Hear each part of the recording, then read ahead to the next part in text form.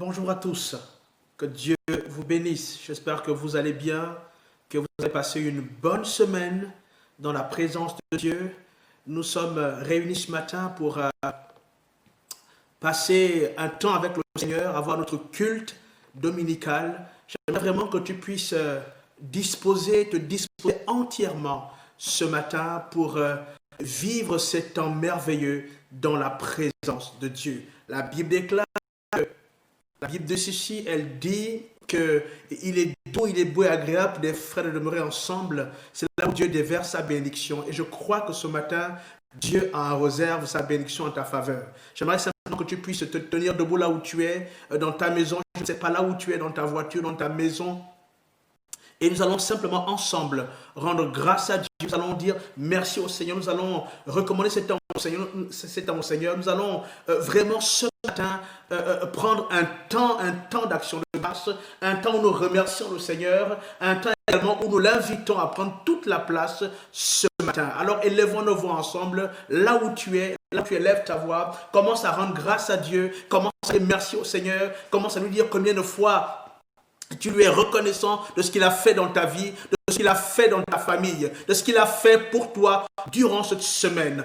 Élevons nos voix ensemble et bénissons notre Dieu. Père, nous voulons te dire merci, Seigneur, oh Dieu, bénissons, Père éternel, que ton nom soit glorifié, que ton nom soit exalté, Père. Seigneur, merci pour ta présence, oh Dieu de gloire. Seigneur, merci pour tout ce que tu as fait pour nous durant cette semaine. Seigneur, oh Dieu, Seigneur, tu as été avec nous durant toute cette semaine, du lundi à ce jour, Seigneur, Dieu gloire, tu es avec nous. Et nous voulons, Seigneur, ce matin, t'être reconnaissant au Père. Te dire, Seigneur, merci. Merci pour ta main. Seigneur, merci, Père, au Dieu, pour, Seigneur, ton amour. Merci pour ta grâce. Seigneur, merci pour ta faveur, au Dieu de gloire, Père. Même lorsque les circonstances étaient contre moi, Seigneur, au Dieu. Seigneur, Père, tu as été là, tu as été avec nous. Tu as marché avec nous, Père éternel. Et nous voulons, Seigneur, au Dieu de gloire, Père, ce matin, venez, Seigneur, au Dieu de gloire, Père, t'offrir nos actions de grâce. Seigneur, merci au Père. Merci pour ta présence. Seigneur, merci pour ta présence.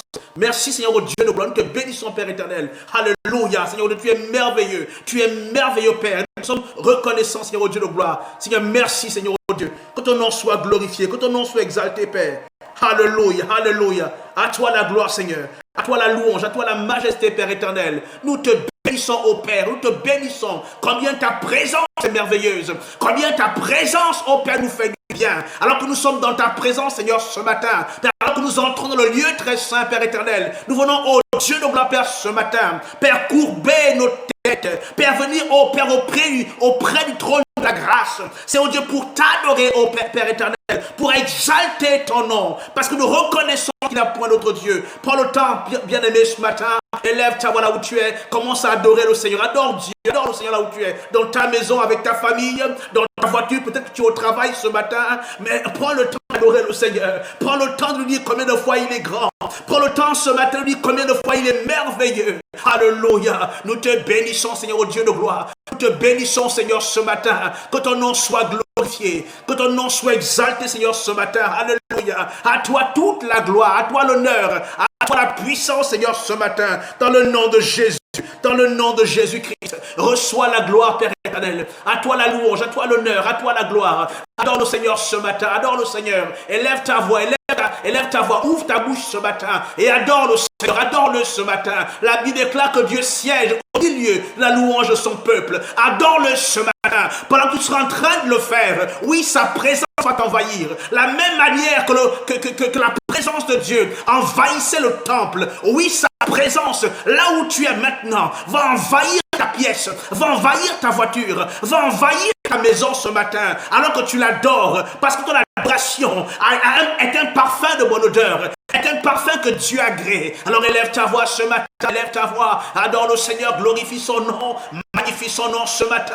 Il n'y a point d'autre Dieu comme toi, Père éternel. Tu es l'alpha et l'oméga, ô Père. Et Seigneur, ce matin, ô Dieu de gloire, Père, avec mes frères assemblés, ô Père, oui, nous voulons t'adorer, Seigneur, ce matin. Nous refusons, Père, qu'une circonstance, nous refusons qu'une situation nous empêche ce matin de communier avec toi, Père éternel. C'est la raison pour laquelle, Père, ce matin, ton Église, ô Père, t'adore. Oui, nous élevons nos voix ce matin pour dire combien de fois tu es grand, qu'il n'y a point d'autre Dieu comme toi. Tu es, Seigneur, celui qui a fait le ciel, la terre, la faune et la flore. Seigneur, merci au Père éternel pour le Dieu que tu es. Seigneur, merci pour le Père aimant que tu es, parce que tu as soin de nous, au Père. Seigneur, merci pour le grand Dieu que tu es, Père éternel, parce qu'il n'y a point d'autre Dieu, ni au ciel, ni sur la terre, ni sous la terre. Et dans tout l'univers, tu es Dieu.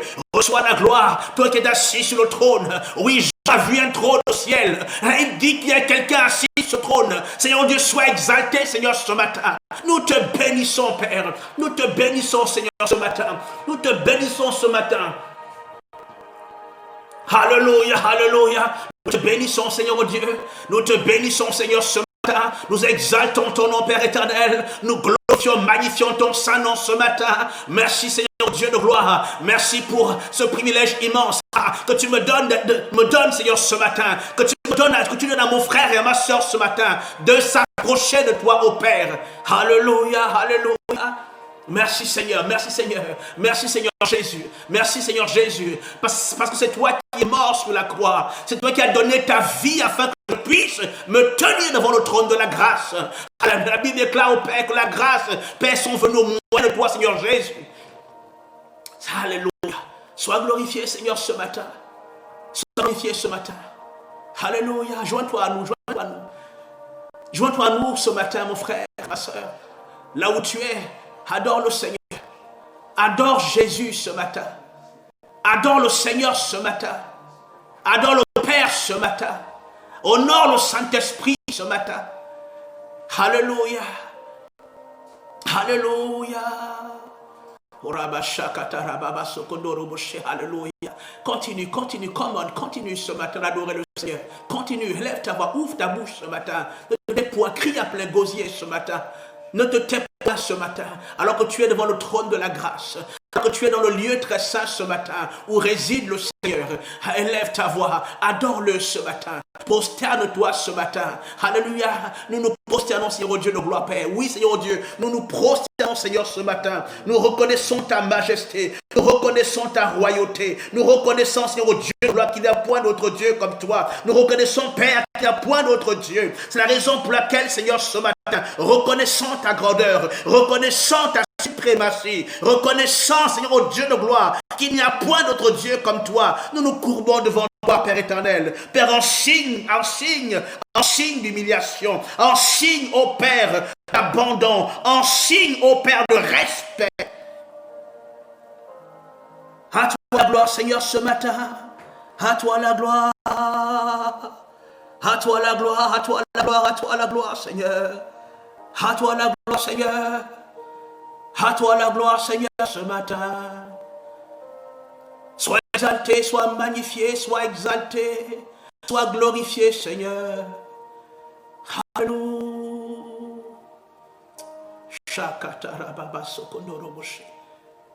Alléluia, alléluia. Réalise que tu es là où tu es ce matin. Réalise que le Seigneur est là où tu es ce matin. Il a fait la promesse que là où 2 ou 3 sont rassemblés, unis ensemble, il est au milieu d'eux. Vois, le Seigneur est parmi toi ce matin, dans ta maison. Il est là avec toi. Réalise sa présence. Même si tu ne le vois pas de tes yeux physiques, mais le Seigneur est présent là où tu es. Au nom de Jésus. Merci pour ta présence.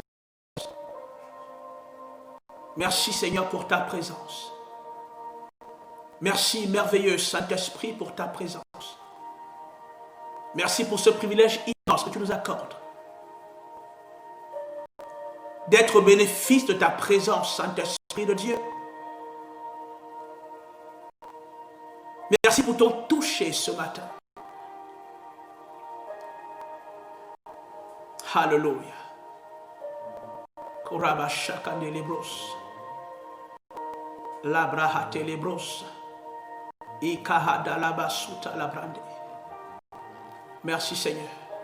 Nous t'adorons, nous t'aimons Seigneur. Envahis de ta présence.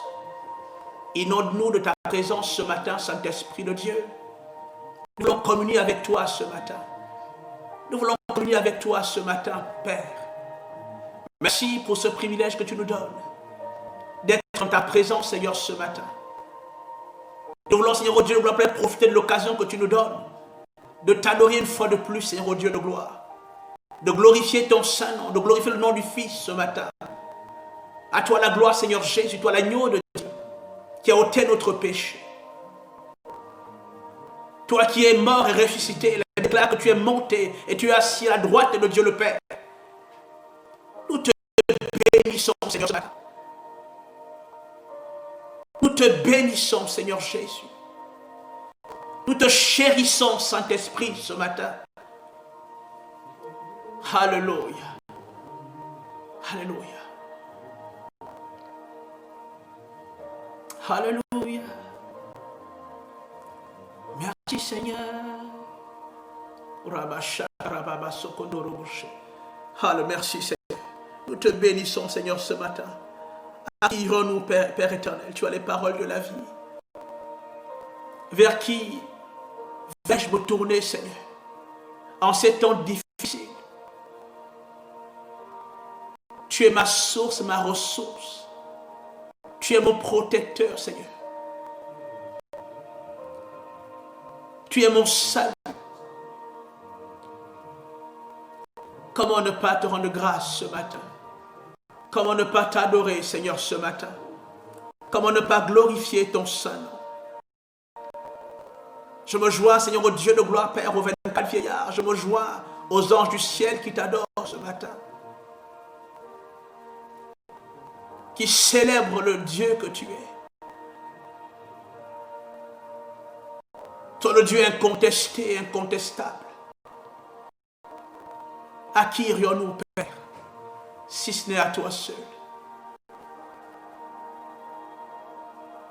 Merci ce matin. Merci, Seigneur. Merci, Père éternel. Que ton nom soit glorifié. Que ton nom soit glorifié. Que ton nom soit glorifié. Nous glorifions ton nom ce matin, Éternel des armées. Nous glorifions ton saint nom ce matin, toi qui es Yahvé Dieu. Reçois toute la gloire, Seigneur. Alléluia. Alléluia. Shakata rababa sokondoro boshi. Rebaba sokondoro boshi brande lekta rabasuta la brande. Alléluia. Nous te bénissons, Seigneur. Merci, Saint-Esprit. Prends le plein contrôle de ces temps. Glorifie le Père, glorifie le Fils ce matin, Saint-Esprit de Dieu, dans cet endroit. Glorifie le Père et le Fils dans les maisons ce matin. Quels que soient les endroits où nous sommes connectés ce matin, visite-nous, Saint-Esprit de Dieu. Glorifie le Père et glorifie le Fils. Manifeste ta présence. Nous t'en supplions, Saint-Esprit. Manifeste ta présence. Manifeste ta présence. Manifeste ta présence. Manifeste ta présence. Manifeste ta présence, Saint-Esprit de Dieu. Manifeste ta présence dans les maisons ce matin. Manifeste ta présence dans les voitures ce matin. Manifeste ta présence, Saint-Esprit de Dieu, quel que soit l'endroit où une personne se connecte à cet autel ce matin. Père, oh Dieu, je prie, Père, que la grâce connectée à cet autel, Père, oh Dieu, touche toute personne connectée, que ta grâce et ta faveur, Père, oh Dieu, touche un homme, touche une femme connectée à cet autel ce matin, au nom de Jésus. Alléluia.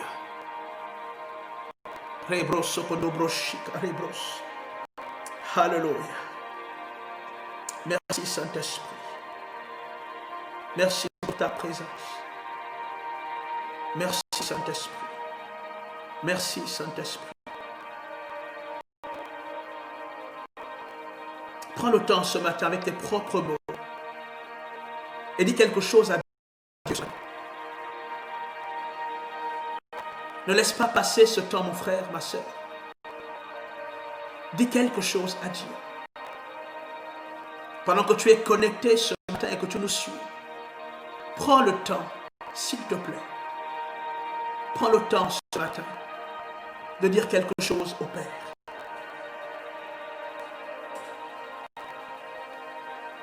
Faites laisser ce temps d'intimité avec le Seigneur. Dis-lui quelque chose. Dis-lui quelque chose. La Bible dit que c'est l'abondance du cœur que la bouche parle. Parle à ton Dieu ce matin. Dis-lui quelque chose de personnel à toi. Dis-lui que tu l'aimes. Dis-lui qu'il est tout pour toi. Dis-lui que sans lui, ta vie n'est rien. Dis-lui qu'il est celui qui tient ta vie entre ses mains. Dis-lui qu'il n'y a aucun autre Dieu à tes yeux qui le supplante.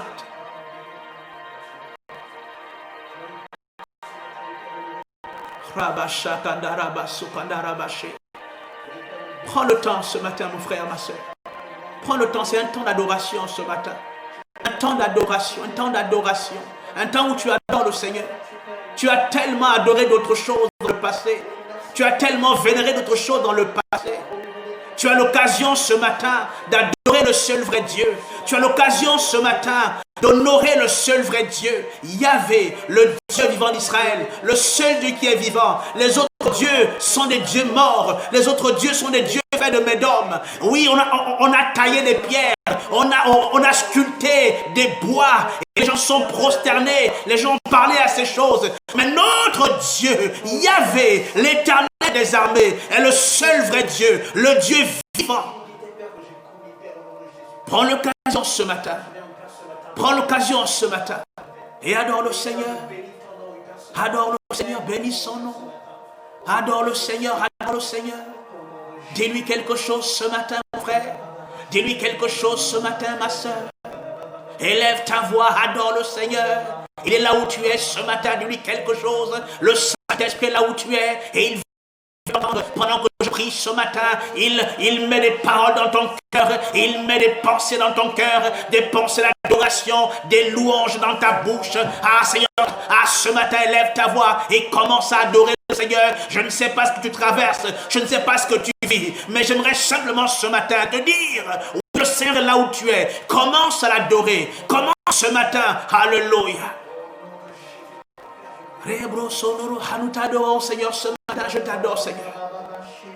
Je t'adore Seigneur ce matin. Merci pour l'atmosphère du ciel. Merci pour l'atmosphère du ciel. Je sais que tu es là Seigneur ce matin. Je n'ai pas besoin de voir quelque chose. Je n'ai pas besoin de sentir quelque chose. Mais je sais que tu es là Seigneur mon Dieu. Parce que ta parole est la vérité. Je sais que tu es là où je suis. Tu es là où je suis ce matin. Tu es dans ma maison ce matin. Tu es dans ma voiture ce matin. Alléluia. Tu es avec moi Père. C'est la raison pour laquelle ce matin je veux t'adorer de tout mon cœur ce matin. C'est la raison pour laquelle je veux glorifier ton Saint-Nom. C'est la raison pour laquelle, Seigneur Dieu, tout s'efface autour de moi.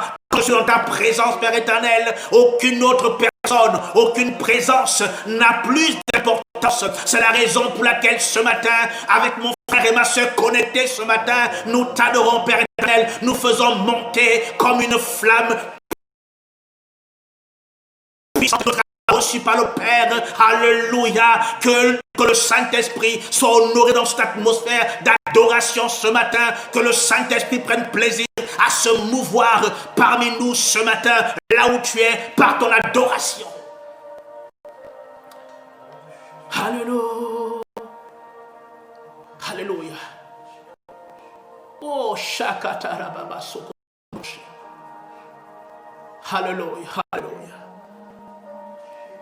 Alléluia. Oh, ta présence, Seigneur. Ta présence, Saint-Esprit, Dieu. Oh, ta présence, visite-nous, Saint-Esprit. Visite-nous ce matin. Visite ton peuple ce matin. Visite ton peuple connecté en si grand nombre ce matin, à travers le pays, à travers le monde. Oh, Seigneur Dieu de gloire ce matin.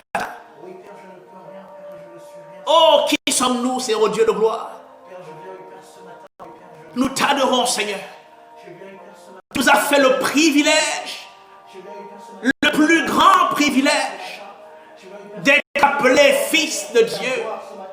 Le plus grand privilège d'être appelé enfant de Dieu. La Bible déclare qu'à tous ceux qui l'ont reçu, à tous ceux qui croient en son nom, elle a donné le pouvoir, la puissance de devenir enfants de Dieu, lesquels sont nés ni de la chair, ni du sang, ni de la volonté des hommes, mais de la volonté de Dieu. Nous te bénissons, Seigneur Dieu de gloire. Je te bénis, ô Père, de ce privilège. Parce que je suis enfant, je suis fils, et que mon nom est inscrit dans le livre de vie. Ah Seigneur, merci. Merci Seigneur. Merci Seigneur Dieu. Merci Seigneur. Merci Père éternel. Merci Seigneur Dieu. Merci pour ta présence.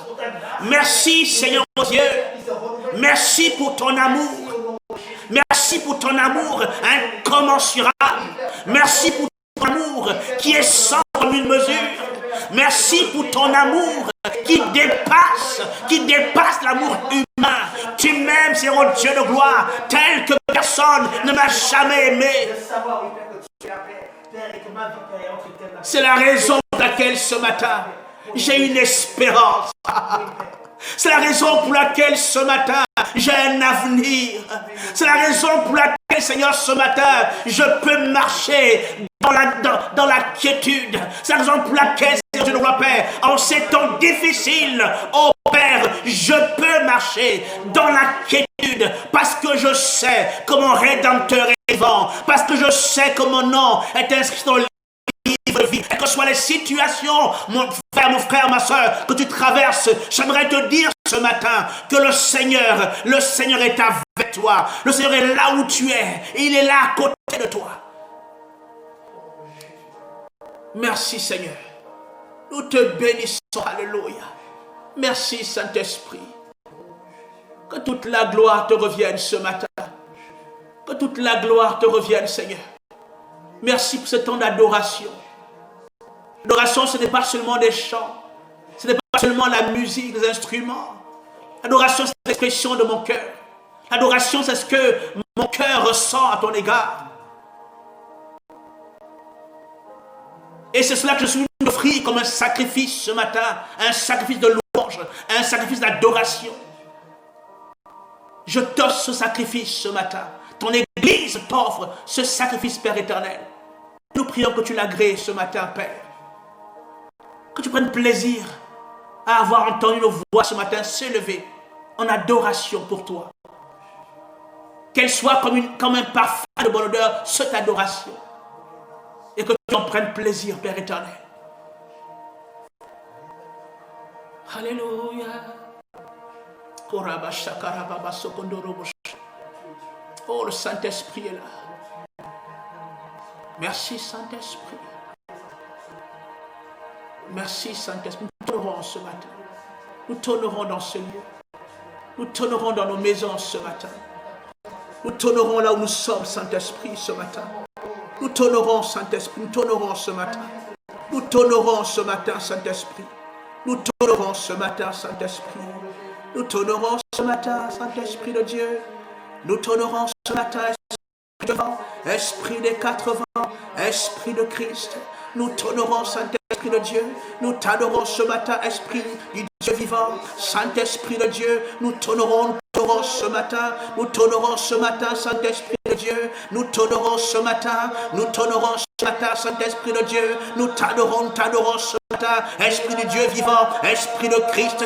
Esprit des 80, Esprit de Jésus, Esprit du Seigneur, nous t'adorons ce matin, toi qui as donné vie au corps mortel de Christ, nous t'adorons ce matin, ô Saint-Esprit de Dieu, nous t'adorons ce matin, toi, ô Esprit de Dieu, Saint-Esprit ce matin, Saint-Esprit de Dieu, la personne la plus importante de la terre, nous t'adorons ce matin, nous te bénissons ce matin, Saint-Esprit de Dieu, nous élevons ton nom ce matin, Esprit du Dieu vivant, alléluia, nous t'adorons ce matin, nous t'élevons, nous te glorifions, nous te magnifions ce matin, parce que tu es toi-même Dieu. La Bible déclare, oh le Seigneur c'est l'Esprit, nous t'adorons Saint-Esprit de Dieu ce ce matin. Tu mérites également notre adoration ce matin.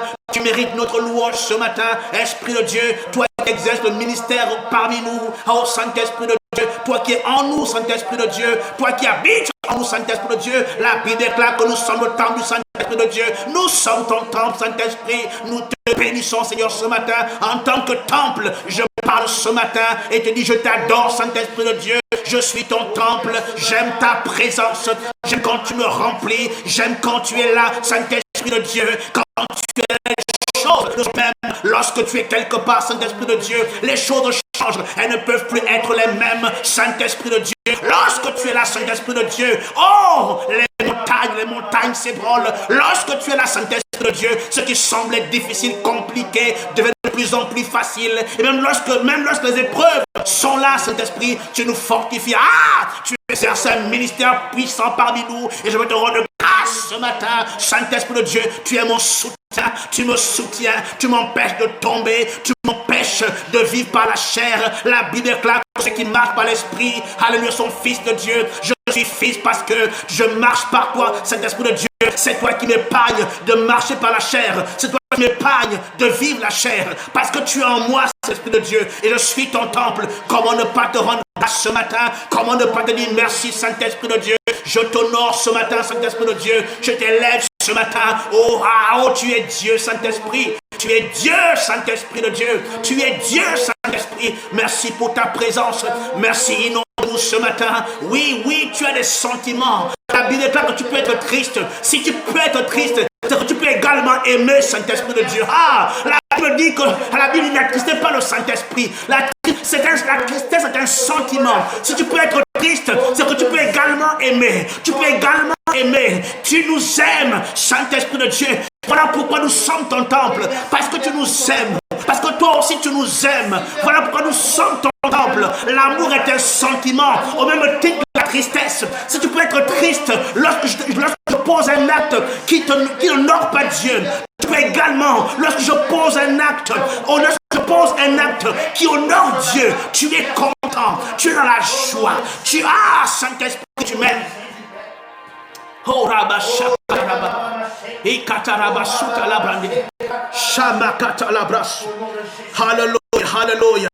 Alléluia. Merci Seigneur. Merci Saint-Esprit. Merci Saint-Esprit de Dieu. Déverse dans le cœur d'une personne ce matin qui disait que Dieu ne l'aime pas. Déverse ton amour ce matin dans le cœur d'une personne qui me suit ce matin et qui s'est toujours dit que Dieu ne m'aime pas.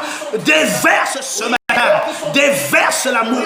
Déverse l'amour dans les cœurs ce matin. Parce que la Bible déclare que ce type d'amour est répandu dans nos cœurs par le Saint-Esprit. Déverse ce matin.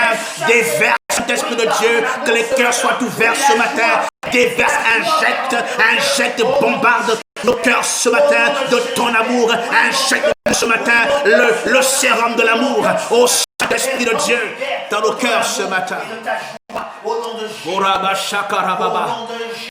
En ces temps difficiles, ô Saint-Esprit de Dieu, déverse la joie. En ces temps difficiles, en ces temps de preuve, de crise, déverse la joie, déverse l'amour, déverse la joie ce matin. Là où l'inquiétude voulait prendre prise, déverse la joie ce matin. Oh Saint-Esprit de Dieu, là où les cœurs étaient peut-être angoissés, oh Saint-Esprit de Dieu, déverse la quiétude ce matin les cœurs. Et je décide, Père, de vivre dans la joie. Au nom de Jésus. De vivre dans la joie, Père. Au nom de Jésus.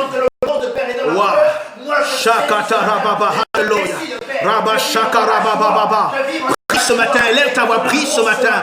Prie mon frère, prie ma soeur ce matin. Demande au Saint-Esprit de mettre dans ton cœur la joie.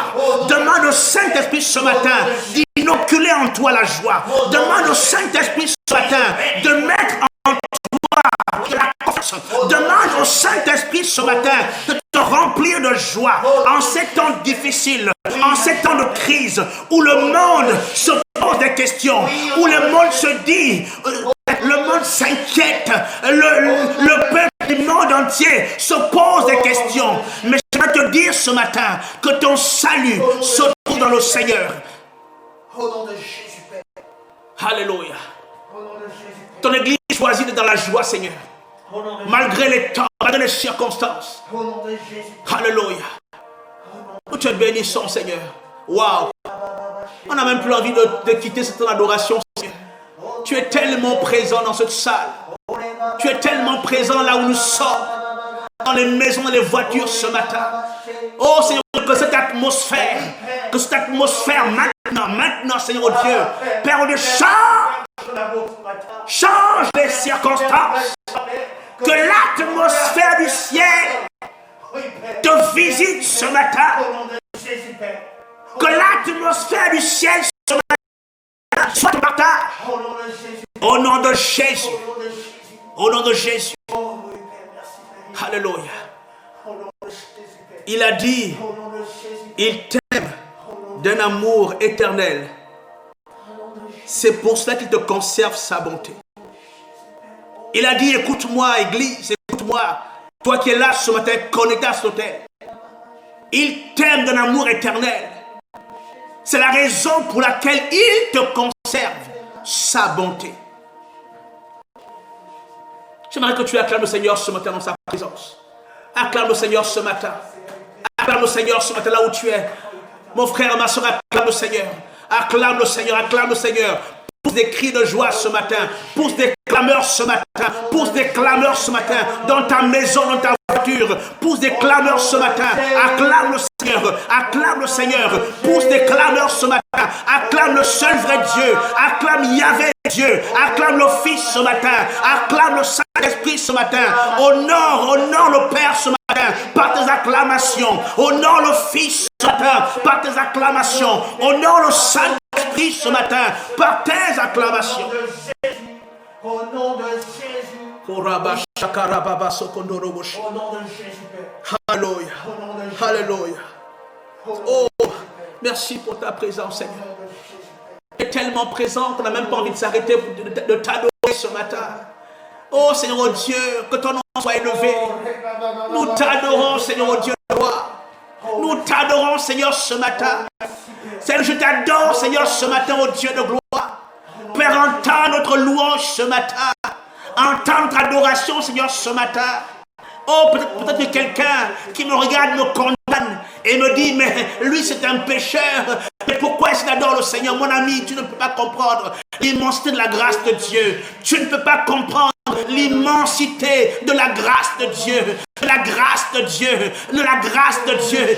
Il a dit, approchez-vous du trône de la grâce. Ce n'est pas un trône d'accusation, mon ami. Si ce matin, quel que soit l'état de ton cœur ce matin, je ne sais pas ce que tu as fait. Je ne sais pas là où tu étais. Je ne sais pas ce dont ton cœur te reproche. Mais je veux simplement te dire, mon ami, la Bible dit, approchez-vous du trône de la grâce. C'est un trône de grâce et non pas un trône de condamnation, non pas un trône d'accusation. C'est la raison pour laquelle Jésus a dit que l'acte de condamnation a été déchiré. Et alléluia, le rideau du temple s'est déchiré. Et nous avons le libre accès dans la présence de Dieu. Dans la présence de Dieu. C'est la raison pour laquelle, Seigneur, ce matin, mon cœur est dans la joie.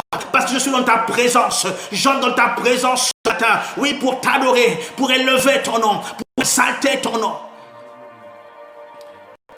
À toi la gloire, Seigneur, ce matin. Sois exalté. Merci pour ta présence. Nous sentons ta présence ce matin. Nous sentons ta présence. Et nous savons que tu es là, Seigneur, ce matin. Je n'ai pas besoin de voir quelque chose, même encore moins de sentir. Oh, Seigneur, je sais que tu es là. Parce que ta parole est la vérité. Ta parole est la vérité. Il y a une différence entre la réalité et la vérité. Nous vivons dans la réalité du Christ. Nous vivons dans la vérité de la parole. Dans la réalité dans laquelle je me tiens, je vis dans la vérité de la parole. Non pas seulement dans la réalité. Ah, Seigneur Dieu de gloire. Oui, les gens du monde vivent dans la réalité. Mais nous vivons en tant qu'enfants de Dieu. Nous qui sommes dans la réalité, mais nous vivons pas la vérité. Alors, qui est la vérité si ce n'est toi seul, Seigneur Jésus? Qui Quelle vérité si ce n'est ta parole? Nous sommes passés d'une dimension à une autre. Hier, je vivais dans la réalité, de la chair. J'étais sujet aux circonstances. J'étais sujet aux mêmes catastrophes que les autres, aux mêmes pandémies que les autres, aux mêmes situations mondaines que les autres. Mais quelque chose s'est passé. Lorsque tu es venu dans nos vies, lorsque tu es venu dans ma vie, quelque chose s'est passé. J'ai changé de dimension. J'ai changé de dimension. Je suis passé de la dimension de la réalité à la dimension de la vérité par la parole. Et je marche par la vérité. Et la vérité, c'est toi. La vérité, c'est ta parole et c'est toi-même, Seigneur Jésus. Car la parole s'est faite chair. Apprends-nous, Seigneur, à demeurer dans la vérité et non plus uniquement dans la réalité. Nous sommes trop réels et moins dans la vérité. Ah Seigneur, merci. Merci pour la vérité. Merci pour la vérité. J'aimerais que tu acclames le Seigneur là où tu es. Est-ce que tu peux acclamer le Seigneur, s'il te plaît? Acclame le Seigneur ce matin là où tu es, dans ta maison, dans ta voiture.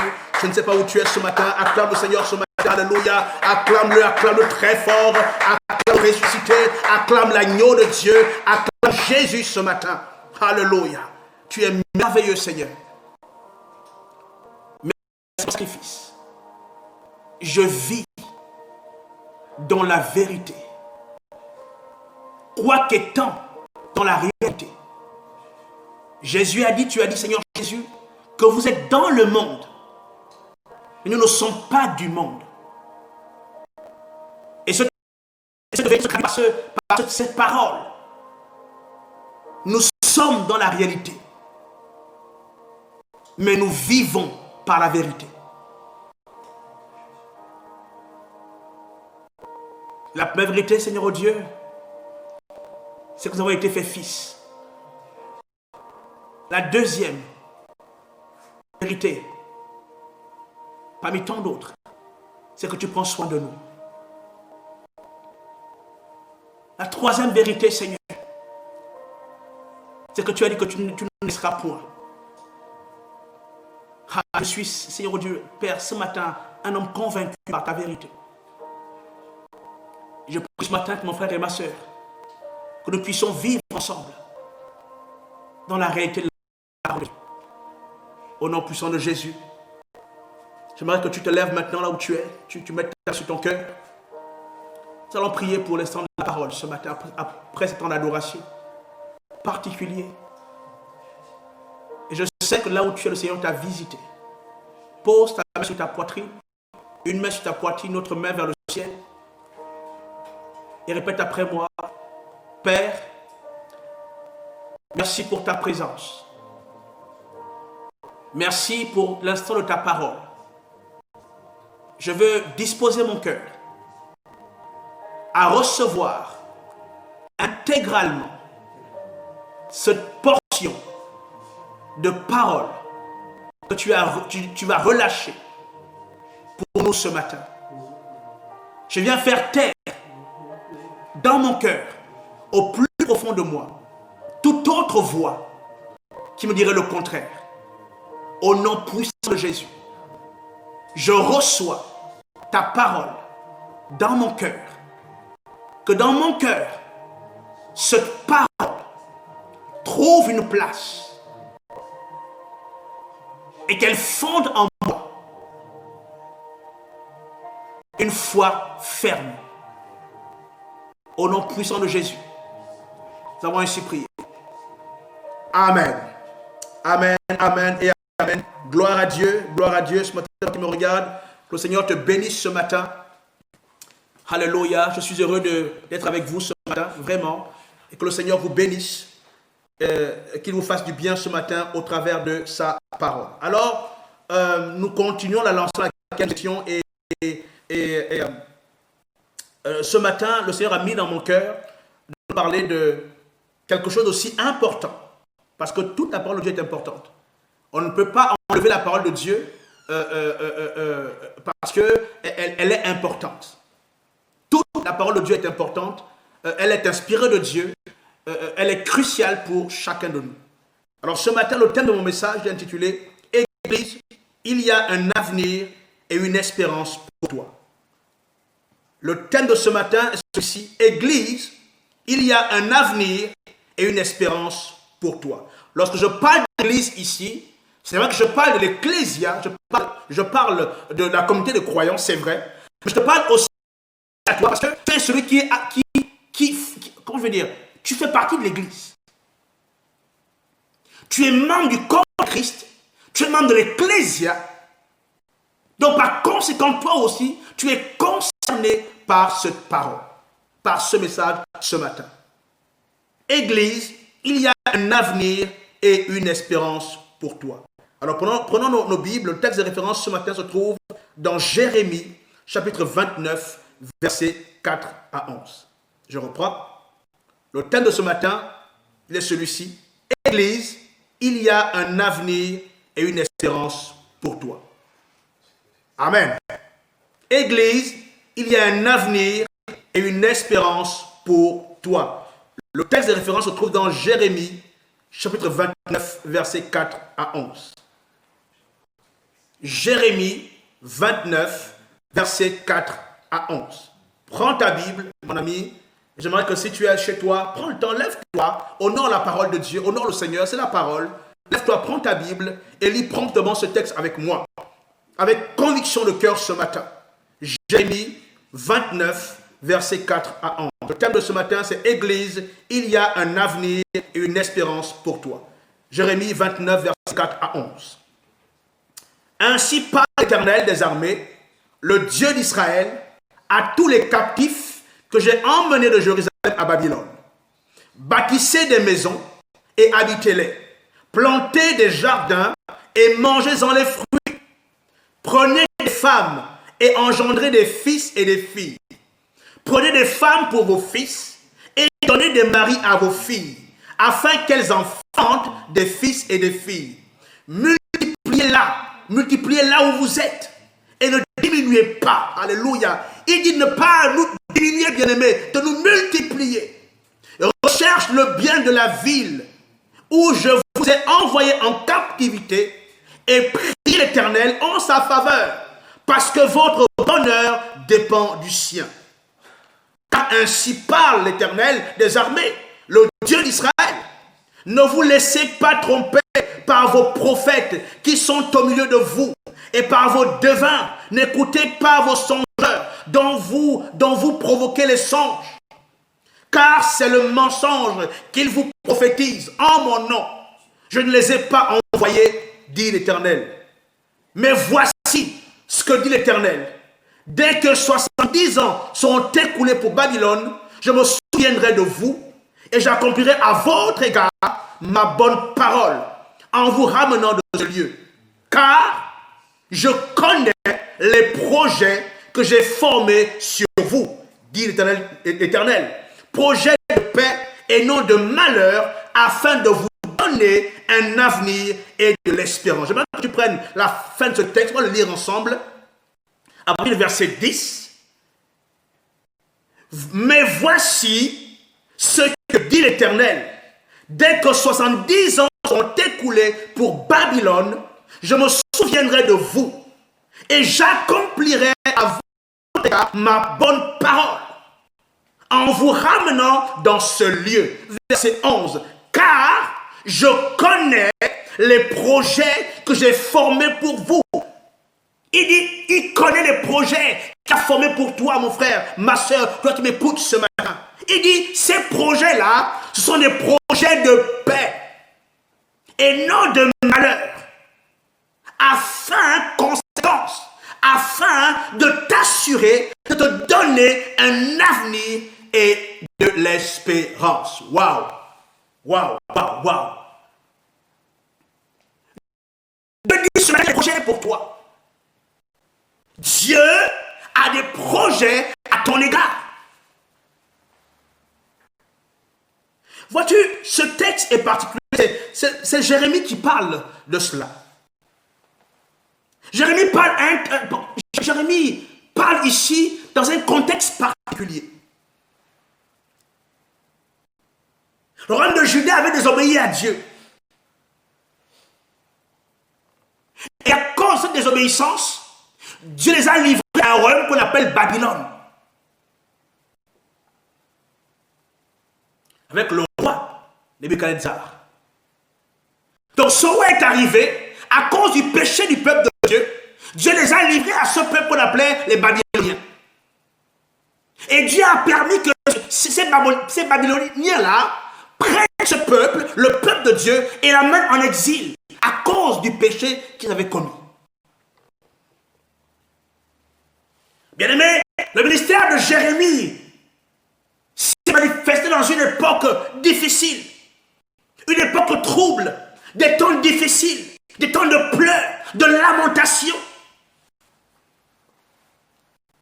pour le peuple, des temps d'esclavage, de perte de repères, de solitude, d'inquiétude et même de questionnement.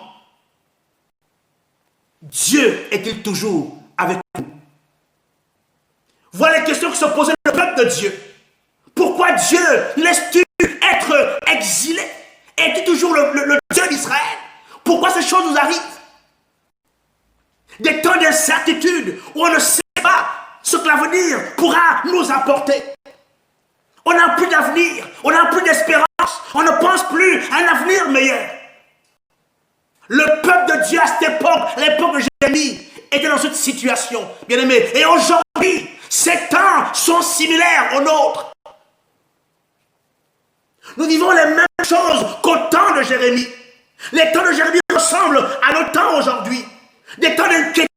On s'inquiète sur le lendemain. On s'inquiète, Seigneur Dieu, mais comment sera fait le lendemain?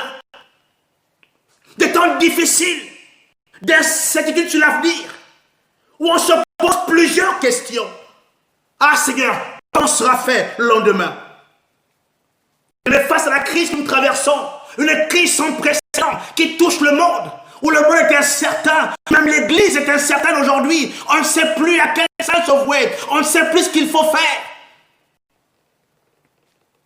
Beaucoup d'entre nous ont peur. Beaucoup d'entre nous se posent la question, vais-je conserver mon emploi? Nous vivons les mêmes temps qu'à l'époque de Jérémie. Et vois-tu mon ami, toi qui m'écoutes ce matin, j'ai un message pour toi. J'ai un message pour toi ce matin. Je suis porteur d'un message de la part du Seigneur. Il te dit ce matin qu'il y a encore un avenir, il y a encore de l'espérance. Église du Seigneur, voici ce que dit le Seigneur. Il dit, Église, n'écoute pas les prophètes du monde. Beaucoup viendront parler. Beaucoup diront, c'est fini. C'est la catastrophe. La crise va nous emporter. Il y aura encore plus de morts. Ils diront ces choses. Ils vont dépeindre l'avenir sombrement. Ils vont dépeindre des tableaux qui vont t'amener à t'inquiéter davantage. Et Dieu te dit ce matin, Église, n'écoute pas ces prophètes. N'écoute pas ces gens qui parlent. Ils vont prédire le lendemain noir. Ils diront que l'avenir est incertain. Ils diront qu'il ne faut pas espérer que les choses ne reviendront plus jamais comme avant. Voilà ce qu'ils vont dire, bien-aimés. Voilà ce qu'ils disent de ce que tu vis.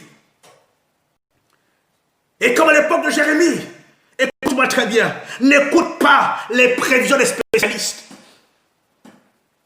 N'écoute pas les prévisions des spécialistes. Ce sont des types de prophètes. Ils parlent et annoncent des choses dans l'avenir.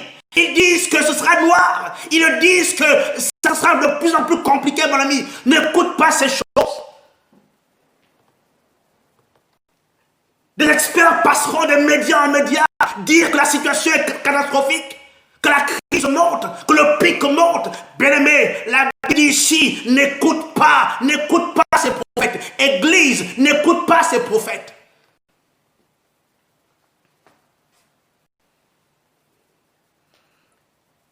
Seigneur lève sa voix puissante et dit, ne les écoute pas.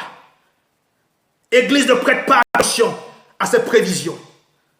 Et comme au temps de Jérémie, le Seigneur dit ceci. Comme au temps de Jérémie dit ceci, ayez des projets, mon ami. Dieu dit à son peuple, bâtissez des maisons, plantez des jardins. Bien aimé, je te dis ce matin, mon Seigneur a un message pour toi. Il te dit ce matin, ayez des projets. Ayez des projets. Prévois d'acheter ta maison. Prévois de créer une entreprise. Prévois d'investir, bien aimé. Parce que le temps est encore favorable.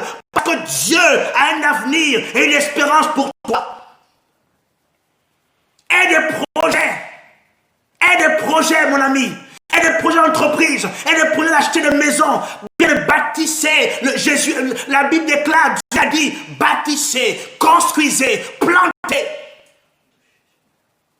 Dieu savait que l'époque dans laquelle Jérémie était compliquée, difficile. Mais Dieu parle à son peuple. Et il dit à son peuple, continuez de bâtir. Continuez d'investir. Mon ami, je veux te dire ce matin, quelle que soit la crise, quel que soit le pic, l'ampleur, continue, aie des projets, investis-toi, plante, vis, marie-toi, marie tes enfants, parce que Dieu a un avenir et de l'espérance pour son peuple.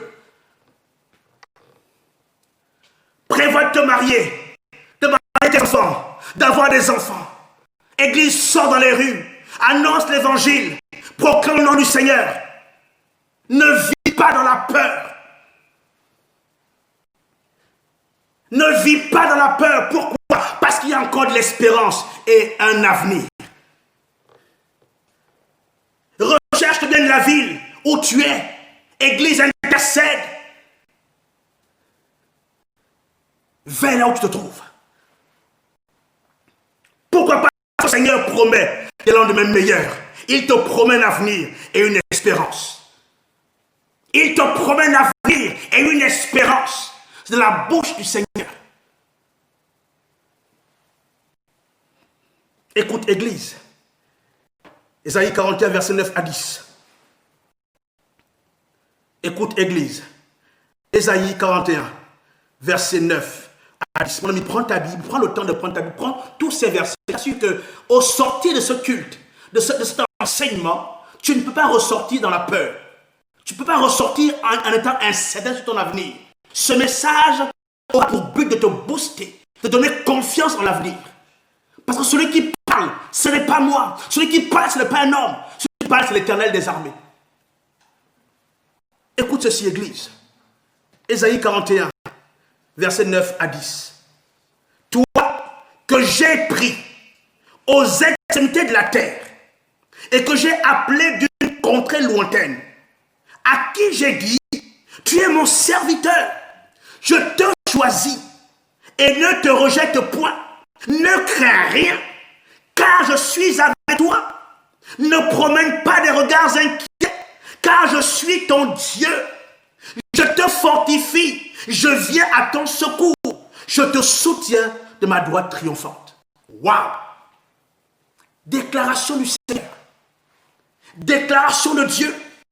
Il dit une première chose ici. Il dit, ne crains rien. Église, ne crains rien. Face à ce que tu es en train de traverser, les secousses que tu vis, les épreuves par lesquelles tu traverses, ce matin, le Seigneur t'encourage, Église, chrétienne du monde entier, toi qui m'écoutes ce matin, il te dit, ne crains rien, ne crains rien, ne crains rien, ne crains rien, ne crains aucune catastrophe, ne crains aucune pandémie, ne crains aucune situation économique instable, ne crains rien. Il dit ne crains rien, Église. Le Seigneur ne t'a pas oublié. Dieu ne t'a pas oublié. Une femme oublie-t-elle l'enfant qu'elle allait? Une femme oublie-t-elle l'enfant qu'elle allait? N'a-t-elle pas pitié du fruit de ses entrailles? N'es-tu pas l'enfant du Seigneur? Église, n'es-tu pas l'épouse du Seigneur? Pourquoi craindrais-tu? Pourquoi craindrais-tu, Église? Il te dit ce matin, ne crains rien, ne crains rien, ne crains rien, ne crains pas la pandémie, ne crains pas ce que les hommes craignent, ne crains pas ce que les hommes disent, quel que soit ce qu'ils disent, ne vis pas dans la peur, parce que le Seigneur te dit ce matin, ne crains rien, il ne t'a pas oublié. Une femme oublie-t-elle l'enfant qu'elle allait? N'a-t-elle pas pitié du fruit de ses entrailles? Quand elle l'oublierait, écoute-moi très bien, Église, écoute-moi, enfant de Dieu, il dit quand elle l'oublierait, même si elle l'oublie un jour, même si elle pense l'oublier, écoute bien, il le dit, moi, je ne t'oublierai point. Waouh! Dieu te dit ce matin que lui, même si la femme qui a donné naissance à un enfant est peut-être capable de l'abandonner, Dieu te dit que lui, il ne t'oubliera jamais. Voici, j'ai gravé sur mes mains. Je t'ai gravé sur... Waouh! Il dit, je t'ai gravé sur mes mains. Donc Dieu... Ah, waouh! Comme si Dieu avait des mains. Enfin, Dieu est esprit, voyez-vous. Et Dieu n'a pas de main. Mais Dieu a voulu montrer, en fait... Dieu a montré les symboles. Il a voulu décrire ce que nous faisons, bien aimé. Il dit qu'il t'a gravé sur ses mains. Waouh! Donc Dieu a pris ton nom. Il a gravé ton nom sur ses mains. Et partout où Dieu est, tu es avec lui. Alors pourquoi tu peur, Église? Dieu t'a pris, il t'a gravé sur ses mains. Donc quand Dieu se déplace, Dieu marche avec toi. Ah, est-ce que quelqu'un me comprend ce matin? Est-ce que quelqu'un me comprend ce matin? Là où Dieu s'en va, toi aussi tu es avec Dieu. Parce que Dieu a gravé ton nom sur ses mains. Waouh! Pourquoi tu as peur? Écoute, tes murs sont toujours devant mes yeux. C'est quoi les murs? Les murs, c'est la parure extérieure d'une maison. Donc ton corps est tout le temps devant les yeux de Dieu. Waouh, waouh, waouh. Église, pourquoi as-tu peur? Église, pourquoi as-tu peur? Enfant de Dieu, pourquoi as-tu peur? Tu entends le vent souffler à l'est, tu as peur. Tu entends le vent souffler à l'ouest, tu as peur. Tu entends le vent souffler au sud, au nord, tu as peur, au centre, bien-aimé. Dieu te dit ce matin, n'écoute pas les prophètes du monde. Écoute cette bonne chose ce matin, ne crains rien. Ne crains rien. Ils te diront que c'est fini pour toi. Ils te diront que ce n'est plus possible. Ils te diront que tu ne feras plus comme tu étais avant. Laisse-moi te dire que le Seigneur a toujours un avenir et de l'espérance pour toi.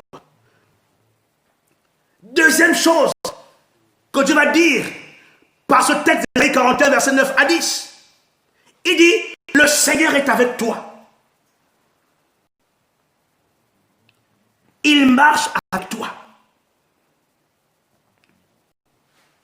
Le Seigneur est avec toi et il marche avec toi. Deutéronome 31, verset 8.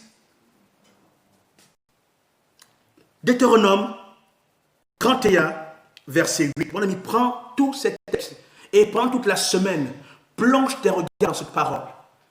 Tu ressortiras guéri, comme Naaman s'est trempé dans le Jourdain.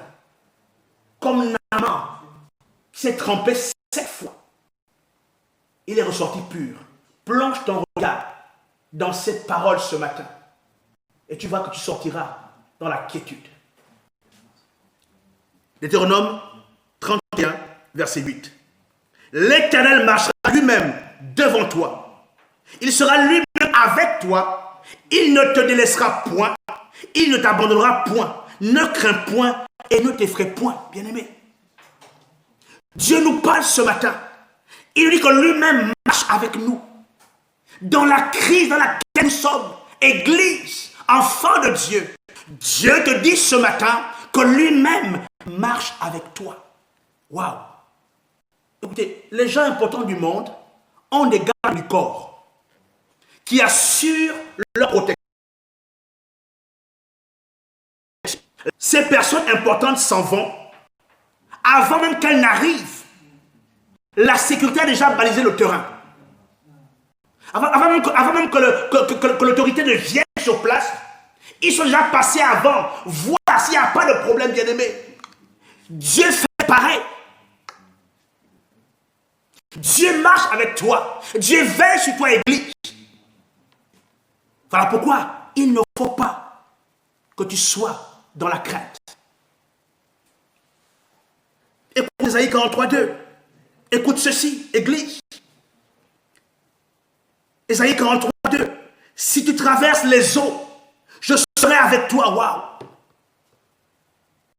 Remplace les eaux là par les pandémies. Remplace les eaux là par Covid. Remplace ces eaux là par toutes les catastrophes que tu peux connaître sur la terre. Il dit que si tu les traverses, lui-même sera avec toi. Lui-même. Pas un ange, pas quelqu'un d'autre, mais lui-même. Lui-même sera avec toi. Et il est avec toi. Et les fleuves, ils ne te submergeront pas. Oh! Si tu marches dans le feu, tu ne seras point brûlé. Wow. Le feu, c'est quoi, bien-aimé? Les eaux, c'est quoi? Les fleuves, c'est quoi? C'est tout ce que nous vivons maintenant sur la terre. Les catastrophes, les tremblements de terre, les intempéries, les pandémies, les maladies, toutes ces choses sont représentées ici par les fleuves, par les eaux et par le feu. Et l'Église vit ces choses. L'Église est secouée par ces choses. Mais j'ai une bonne nouvelle pour toi ce matin, Église. J'ai une bonne nouvelle pour toi ce matin, enfant de Dieu. Il a dit que si toutes ces choses arrivent, il sera lui-même avec toi. Lui-même. Il n'enverra pas un ange. Lui-même. L'Éternel. Et la flamme ne t'embrasera pas. Waouh! C'est-à-dire que même dans la flamme, c'est-à-dire qu'on t'a pris. L'épreuve est là. Les fleuves sont là. Les flammes sont là. On te jette dedans. Il dit, elles ne te brûleront pas. C'est comme si Dieu te mettait en fait une protection. Afin que ces flammes ne se brûlent pas. Souviens-toi des trois jeunes juifs, Shadrach, Meshach et Abednego. On les a pris parce que le message de dimanche dernier, on les a pris, on les a mis dans une fournaise ardente. Et lorsque le roi a vu, le roi a dit, hey, mais n'attends pas jeter 3 personnes, mais je vois 4 personnes dans la flamme, bien aimé. Dieu le fera pour toi, Église. Voilà pourquoi, bien aimé, change d'attitude. N'aie pas peur. Rien ne t'arrivera aussi longtemps que tu restes connecté à Dieu. Car je suis Éternel, ton Dieu, il rappelle. Wow. Je vais dire ce texte, écoutez. Il dit, Isaïe 43:2. Vous savez que lorsque on déclare, même dans le monde, on le voit, surtout en littérature, ou même dans tous les domaines, que ce soit scientifique et économique, lorsqu'une personne, un scientifique, déclare une parole, il signe de son nom. Est-ce que vous suivez? Il va dire telle chose et il signe lui-même. Pourquoi il signe? Il signe pour montrer l'autorité qu'il a sur la chose qu'il a dit. Il signe parce qu'il est responsable de tout ce qui pourra venir. De contraire à ce qu'il a relâché ou écrit. Voilà pourquoi on signe. Après, les auteurs signent leur publication. Écoute ce que Dieu dit. Il dit, si tu traverses les eaux, je serai avec toi. Et les fleuves, ils ne te submergeront point. Si tu marches dans le feu, tu ne te brûleras pas. Et la flamme ne t'embrasera pas. Et écoute ce qu'il dit à la fin, car je suis l'Éternel. Pourquoi il dit ça? Il dit je suis l'Éternel. Pourquoi? Parce que Dieu contrôle le temps. Dieu contrôle les circonstances. Dieu contrôle tout sur la terre. Le feu est à lui. Les fleuves sont à lui. Alors pourquoi il dit que si ces choses arrivent, lui-même Dieu, comme celui qui a créé ces choses-là, lui-même les contrôle. Et ce qu'il n'a pas créé lui-même, il est capable de les contrôler parce qu'il est l'Éternel. Voilà pourquoi, bien aimé, catastrophe, pandémie, tremblement de terre, licenciement, tout ce qui peut arriver, tout ce qui vient contre l'Église, bien aimé, les hommes se lèveront. Bien aimé, l'Église, ils ne pourront jamais, au grand jamais, tuer l'Église. La Bible déclare que les portes du séjour des morts ne prévaudront point contre l'Église. Ils vont se lever, plan contre plan, Illuminati contre Illuminati. Tous, je vous assure, la Bible est claire. Les portes du séjour des morts ne prévaudront point contre l'Église du Seigneur. Voilà pourquoi, bien-aimé, il faut être tranquille. Il faut être dans la quiétude, dans la paix. Parce que Dieu, ton Dieu te contrôle. Dis à ton frère, ton Dieu te contrôle. Dis à ton frère, tape sur à ta femme, dis-lui, Dieu te contrôle. Dieu te contrôle, bien-aimé. J'aimerais t'encourager ce matin. Ne perds pas courage. Quel que soit ce que tu traverses, les eaux, les fleuves, tout ce qui viendra contre toi, laisse-moi te dire que le Seigneur est avec toi. Et il signe, car je suis l'Éternel. Waouh! Waouh! Troisième chose dans ce texte d'Ésaïe, il dit, ne promène pas des regards inquiets. Il dit, ne promène pas des regards inquiets. Il y a des gens qui marchent dans l'inquiétude. Tu le sens même quand ils marchent. Ils n'osent même plus aller dans un magasin. Dès que le masque dépasse un seul instant du nez, il commence à trembler. Mon ami, tu es enfant de Dieu ou pas? Le monde marche dans l'inquiétude. Il marche étant inquiet. Je suis allé quelque part hier dans une maison, un meuble que j'ai acheté. Pour parler, j'ai dû enlever mon masque du nez pour parler à la dame qui me recevait. Et tout de suite, elle m'a dit, oh monsieur, remettez votre masque. Tu sens l'inquiétude, tu sens la peur. Tu sens l'inquiétude. Il marche inquiet.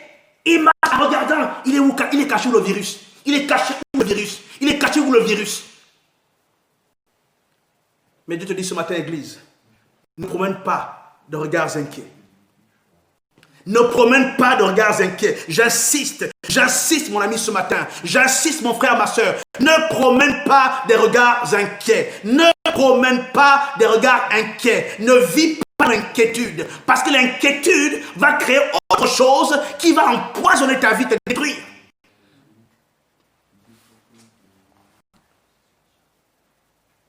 Le Seigneur est tout puissant.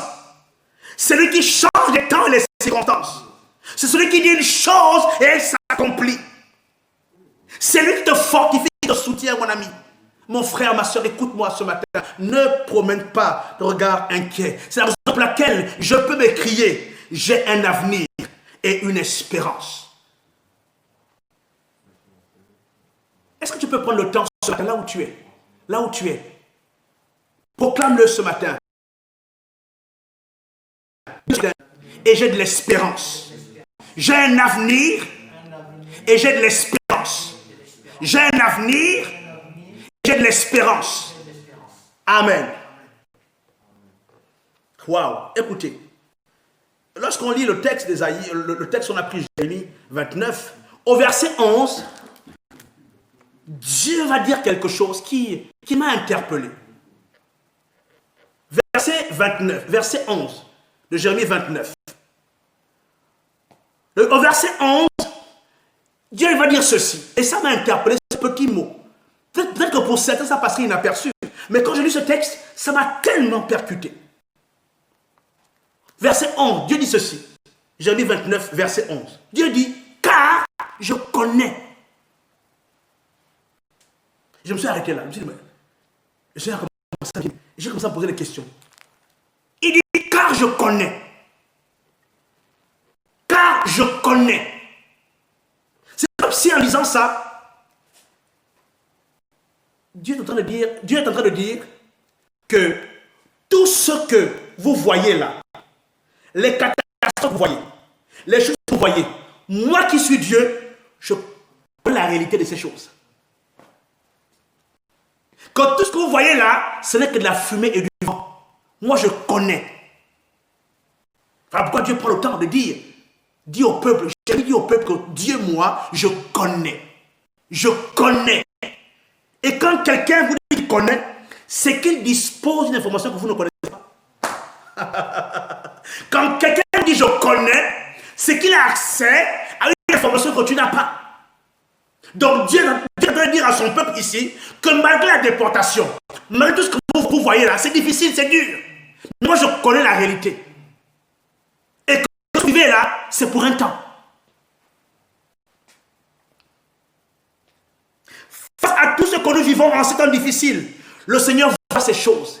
L'œil du Seigneur voit au-delà de ce que nous ne voit pas. Voilà pourquoi il dit à Jérémie, il dit au peuple que moi, Dieu, je connais, je sais, j'ai accès à une information que vous n'avez pas.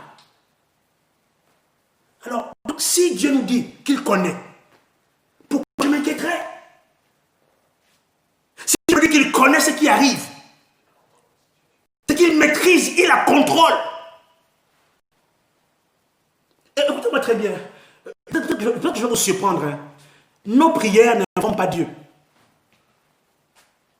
Vous me suivez? Je répète. Nos prières n'informent pas Dieu. Parce que Dieu sait avant que les choses arrivent. Même avant que tu ne pries, il sait que tu vas avoir tel sujet de prière. Donc tes prières n'informent pas Dieu. Tes prières font une seule chose. Elles permettent à ce que Dieu agisse. Voilà pourquoi on prie. On ne prie pas pour informer Dieu. On prie pour ouvrir le ciel afin que Dieu agisse. Voilà pourquoi nous prions. L'erreur que nous commettons en tant qu'enfants de Dieu, c'est que nous prions pour informer Dieu. Seigneur, oh, vois la situation, oh, Seigneur, je souffre, oh. Mais Dieu voit ça. Il dit à Jérémie, avant que tu naisses, je te connaissais déjà.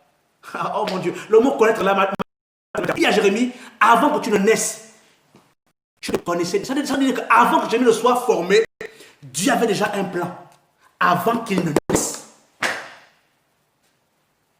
Donc quand Dieu dit ici par Jérémie qu'il connaît les projets qu'il a formés pour toi, et il spécifie, il dit, ce ne sont pas des projets de malheur.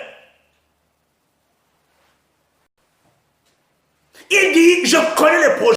Donc si les gens t'ont prophétisé de malheur, si on dit que ça ira mal, moi Dieu, je connais les vrais projets que j'ai pour toi. Donc même si tu vis dans un environnement où tout est compliqué, c'est difficile, chômage, pandémie, catastrophe, Dieu connaît les projets qu'il a formés pour toi. Voilà pourquoi, bien-aimé, Église, reste dans la quiétude. Ils formeront des projets contre toi.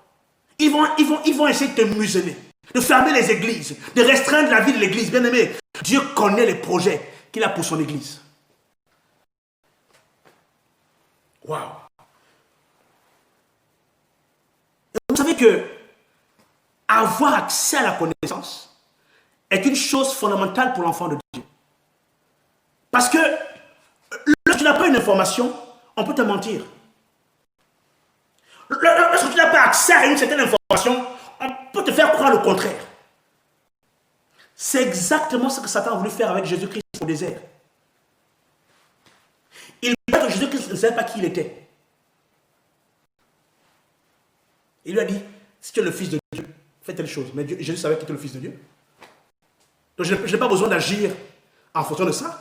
Je sais que je suis le fils de Dieu, donc je vis tranquillement. Et parfois le diable nous aveugle et nous empêche d'avoir accès aux informations de Dieu. Or, vous savez, Osée a dit dans Osée 4:6 dit ceci, mon peuple est détruit parce qu'il lui manque la connaissance. Le connaît de Dieu. Osée 4:6, mon peuple est détruit parce qu'il lui manque la connaissance. Donc, dans cette crise actuelle, dans cette crise sanitaire que nous vivons, seuls ceux qui connaissent les informations de Dieu sortiront indemnes de cette crise.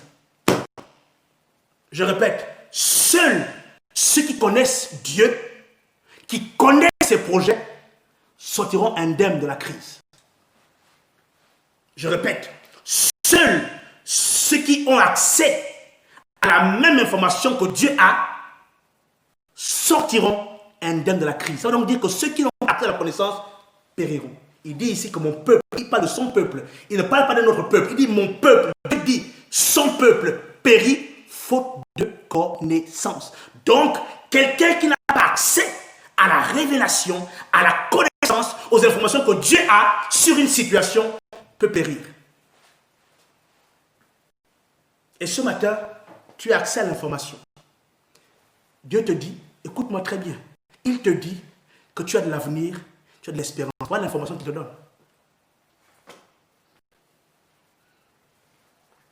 Isaïe 55, verset 8. Car mes pensées ne sont pas vos pensées. Vos voix ne sont pas mes voix. Dieu dit, Isaïe 55, 8. Car mes pensées pensées ne sont pas vos pensées. Mes voix ne sont pas vos voix. Donc, en d'autres termes, que les choses que vous voyez, Dieu ne les voit pas de la même façon. Dieu n'a pas une même vision de la crise sanitaire que nous les hommes. Les chemins que nous empruntons pour sortir de la crise ne sont pas les mêmes chemins que Dieu emprunte. Voilà pourquoi l'Église ne doit pas se contrôler à dire qu'il faut, ne doit pas attendre un vaccin. L'Église ne doit pas attendre un vaccin. Ça, c'est la solution des hommes. Comme j'ai entendu vendredi aux informations, j'ai entendu qu'il y avait un vaccin qui était sorti et qui était à 90%. Tout de suite, les courbes des bourses ont commencé à évoluer, à monter.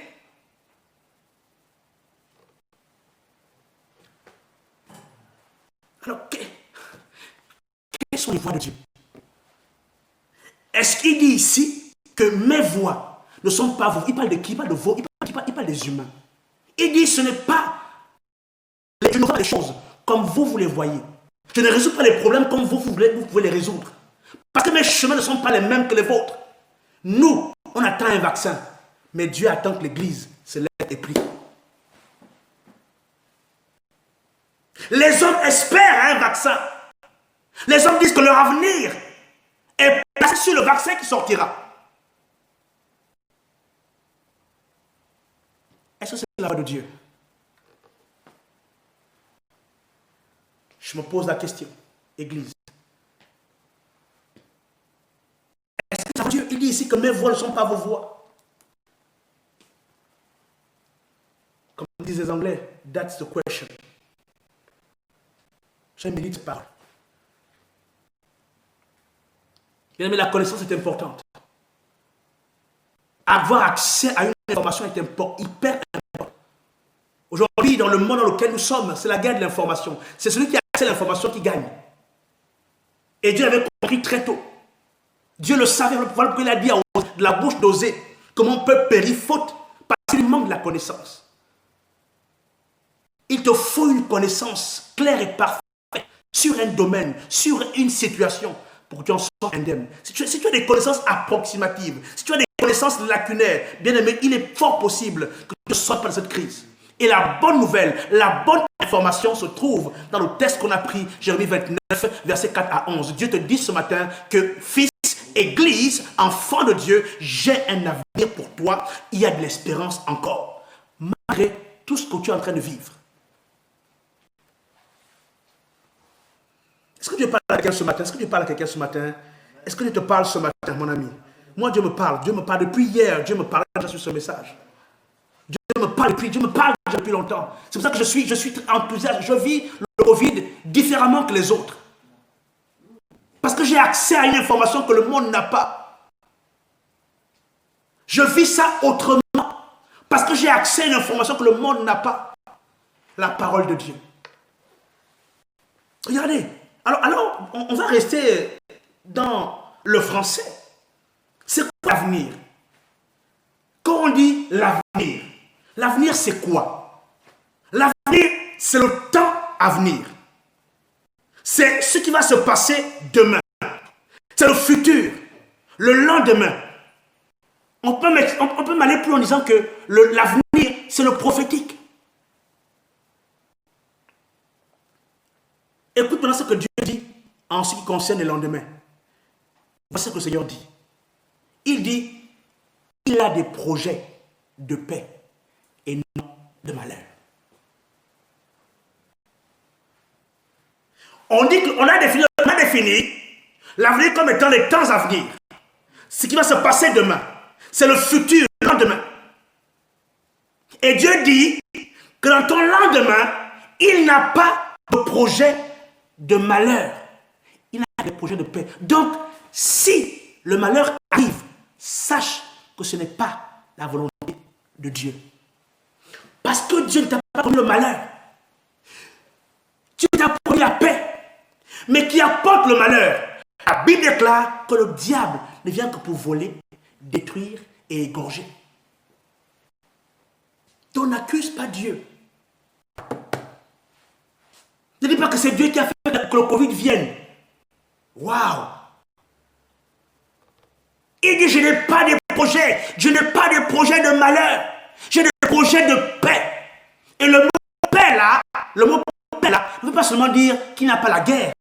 Le mot paix veut aussi dire sans pandémie, sans catastrophe, sans calamité, sans toutes ces choses. Pourquoi? Parce que Dieu est le maître des temps et des circonstances. Voilà pourquoi ce matin, il te dit que ton lendemain est un lendemain de paix.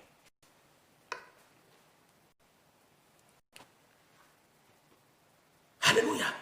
Voilà pourquoi l'Église, Philippiens 4, 6, ceci, ne vous inquiétez de rien. Si mon lendemain est assuré par la paix de Dieu, alors Dieu ajoute en me disant, dans Philippiens 4, 6, ne t'inquiète de... Il n'a dit rien. Il n'a pas dit ne t'inquiète pas. Écoutez, lisons la Bible. Il n'a pas dit ne vous inquiétez pas. Il a dit ne vous inquiétez de rien. Ça veut donc dire que des choses viendront. Des choses vont arriver. Mais ne t'inquiète pas. Le diable tentera des choses. Il va tenter d'amener le malheur. Mais ne t'inquiète pas. Mais fais une chose.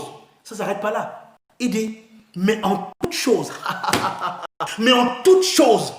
fais connaître tes besoins à Dieu par la prière, par les supplications avec action de grâce. Donc lorsque le malheur arrive, lorsque le malheur est là, bien aimé, le temps n'est pas l'inquiétude. Je sais que la crise est là. Je sais que le virus est peut-être là. Je sais qu'il y a peut-être des licenciements à gauche et à droite. Mais Dieu te dit ce matin, ne t'inquiète pas. Donc, bannis l'inquiétude et fais autre chose. Prie. Supplie Dieu et rends grâce.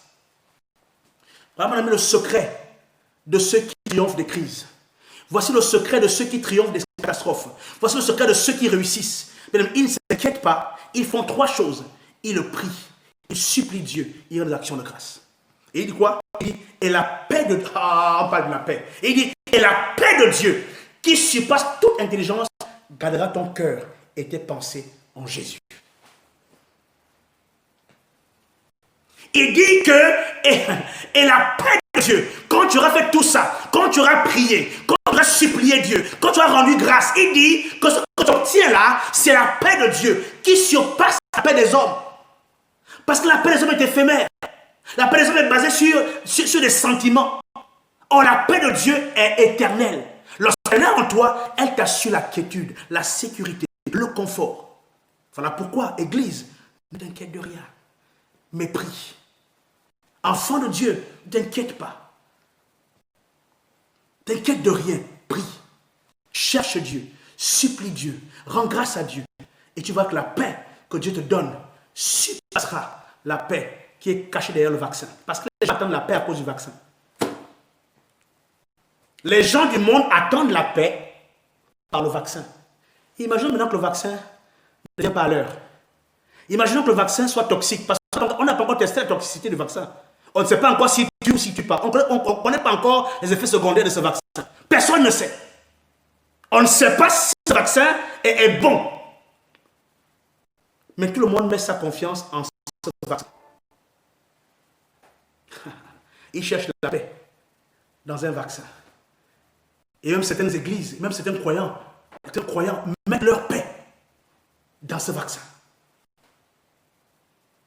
Ils ont oublié leur Dieu. Je vais te poser une question. Une question simple. Au final, l'intelligence qu'ils ont là, qui leur a donné ça? Bon, essayez un peu de réfléchir un peu humainement. L'intelligence qu'ils ont, ils sont intelligents. Ils ont eu ça où? Ils ont acheté ça dans quelque part, ils se sont appropriés? Non. C'est encore Dieu qui leur donne l'intelligence. Donc Dieu les a ouvert l'esprit un tout petit peu pour qu'ils accèdent à l'information que toi et moi n'avons pas, parce qu'ils sont scientifiques. Ah, mon ami. Église, changeons. Changeons. Il dit un avenir dont ton avenir est assuré. Et après il dit ceci, il ne s'arrête pas là. Dieu est tellement fin dans ses mots, tellement précis dans ses mots. La finesse de Dieu C'est aussi dans ce qu'il déclare dans ses paroles. Dieu n'est pas léger quand il parle. Quand Dieu parle, Dieu utilise les mots qu'il faut. Il est fin. Dieu a de la finesse quand il parle. Dieu a de la finesse quand il parle. La finesse ici, c'est la certitude. C'est que Dieu pèse ce qu'il dit. Il mesure ce qu'il dit. Il dit, j'ai un avenir pour vous. Donc calmez-vous. Arrêtez de trembler, d'avoir peur. J'ai un avenir pour vous, donc calmez-vous. Et il ne s'arrête pas là, il dit, après l'avenir, j'ai de l'espérance.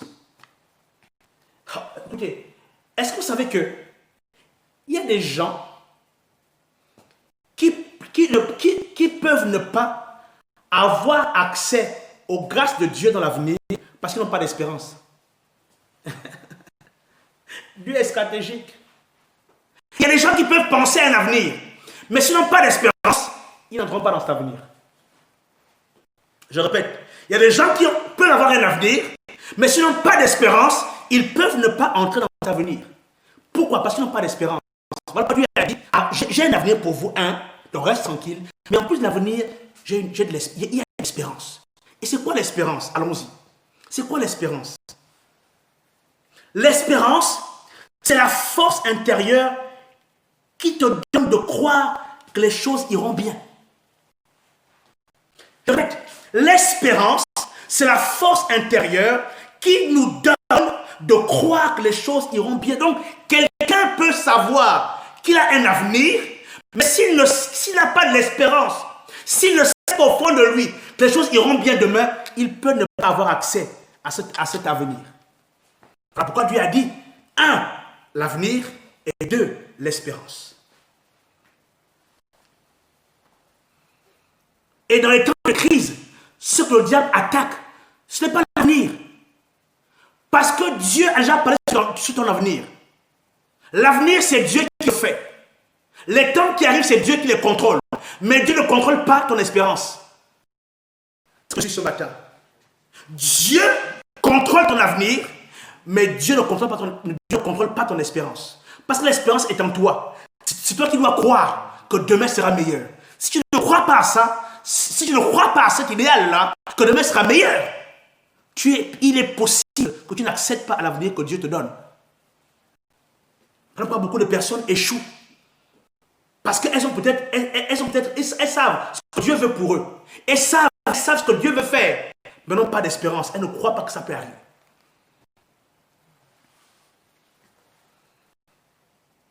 Bien aimé, dans les temps difficiles, ce que le diable attaque, ce n'est pas l'avenir. Parce que l'avenir, c'est Dieu qui le fait. Ce que le diable attaque, c'est l'espérance. Le diable va s'attacher à tuer ta capacité à croire que demain sera meilleur. Et quand il a réussi à faire ça, qu'est-ce qui s'installe? Le doute. Qu'est-ce qui s'installe? La peur. Qu'est-ce qui s'installe? La dépression. Et tu finis par ne plus croire que demain peut être meilleur. Donc le diable n'attaque pas l'avenir. L'avenir rentre les mains de Dieu. Mais il peut attaquer ton espérance en toi. Et voilà pourquoi beaucoup d'entre nous vivons les échecs, les abandons. Pourquoi? Parce que le diable a réussi à tuer l'espérance dans nos cœurs. Je prie ce matin qu'au travers de ce message, ton espérance revienne. Parce qu'il y a un lendemain meilleur pour toi, mon frère. Il y a un lendemain meilleur pour toi, ma soeur. Il y a un lendemain meilleur pour toi. Parce que la Bible dit que Dieu a de l'avenir et de l'espérance pour toi. Alléluia. Alléluia. Est-ce que tu peux acclamer Dieu là où tu es? Acclame le Seigneur là où tu es. Acclame le Seigneur, vraiment. Oh, wow. Est-ce que Dieu fait du bien à quelqu'un ce matin par sa parole? Alléluia. Dans les temps difficiles, le diable attaque votre espérance. Il vous fait croire que l'avenir est sombre, que la condition ne changera pas. Il te fait croire que les choses ne s'amélioreront jamais. Et si tu tombes dans ce piège, il aura raison de toi, il aura raison de ton espérance. J'ai une bonne parole pour toi, j'ai des encouragements pour toi ce matin, mon ami. Je me suis réveillé avec de bonnes paroles pour toi ce matin. Écoute, la Bible déclare que par tes paroles, tu seras justifié. Donc, ce que tu dis de ta bouche te justifiera, bien-aimé. Et ce matin, je vois le meilleur pour toi. Donne-moi un bon amen. Je vois le meilleur pour toi. Donne-moi un bon amen. Je vois le meilleur pour toi. Je Je vois le meilleur pour toi en ces temps difficiles. Je vois le meilleur pour ta famille en ces temps difficiles. Je vois ta famille à l'abri du besoin de Jésus. Je vois ta famille à l'abri du besoin. Donne-moi un bon amen. Je vois la main de Dieu sur ta famille. Donne-moi un bon amen ce matin. Je vois la protection de Dieu, la protection angélique sur toi. Donne-moi un bon amen ce matin. Je vois ces choses. Je vois la grâce de Dieu sur ta vie en ce temps difficile. Je vois le sang de Jésus-Christ couvrir ta famille et toi-même. Donne-moi un bon amen à ça. Je vois la grâce de Dieu et la faveur de Dieu sur toi. Donne-moi un bon amen. Je vois celui qui dévore tes finances s'enfuir. Donne-moi un bon amen. Je vois la bonne santé pour toi au nom de Jésus. Donne-moi un bon amen. Je vois ton emploi sécurisé. Oh, je proclame ton emploi sécurisé au nom de Jésus. Je vois le malheur quitter ta maison au nom de Jésus. Au nom de Jésus-Christ, donne-moi un bon bien-aimé. Amen. La Bible dit ceci, par tes paroles, tu seras justifié. Par tes paroles. Par tes paroles. Pourquoi je dis ça? Parce que Dieu lui-même a dit qu'il a des projets de bonheur, des projets de paix pour toi. Bien-aimé, il y a une puissance dans l'espérance. Il y a une puissance dans l'espérance. Les gens, vous savez, c'est pour ça que le diable n'attaque pas l'avenir. Le diable n'attaque pas l'avenir, mes amis. Le diable n'attaque pas l'avenir. Il sait que l'avenir est inéluctable. Il sait que ça viendra. Donc, pour t'empêcher d'atteindre l'avenir, il va attaquer ton espérance. Ta capacité à croire que demain sera meilleur. Donc, il y a une puissance dans l'espérance. Parce que le diable fait tout pour que tu perdes l'espérance. Il fait tout pour que tu la perdes. L'espérance. Et il l'a fait avec un homme qu'on a appelé Abraham. Écoutez-moi très bien. Abraham avait tout pour désespérer. Abraham était riche. Il avait de nombreux biens. Mais Abraham avait un problème. C'est qu'Abraham avait deux problèmes. Il était immensément riche. Abraham avait deux problèmes. Le premier, c'était que sa femme. Donc Sarah ne faisait pas d'enfant. Deuxième problème qu'Abraham avait, c'est qu'il était fort âgé. Il était vieux, donc il ne peut plus avoir d'enfant. Et le diable, sachant ce que Dieu avait dit, écoutez-moi très bien, parce que Dieu avait dit ceci, que Dieu avait parlé à Abraham, en disant à Abraham que c'est ton fils qui sera héritier. Donc l'avenir d'Abraham était certain. Satan savait qu'Abraham devait avoir un héritier. Je répète, Satan savait qu'Abraham devait avoir un héritier qui viendrait de lui. Maintenant, qu'est-ce que Satan a fait pour tenter de tuer l'héritier? Il a fait voir à Abraham ces deux choses et la sécurité de sa femme. Et pendant un moment, Abraham a perdu son espérance. Parce qu'il voyait l'âge.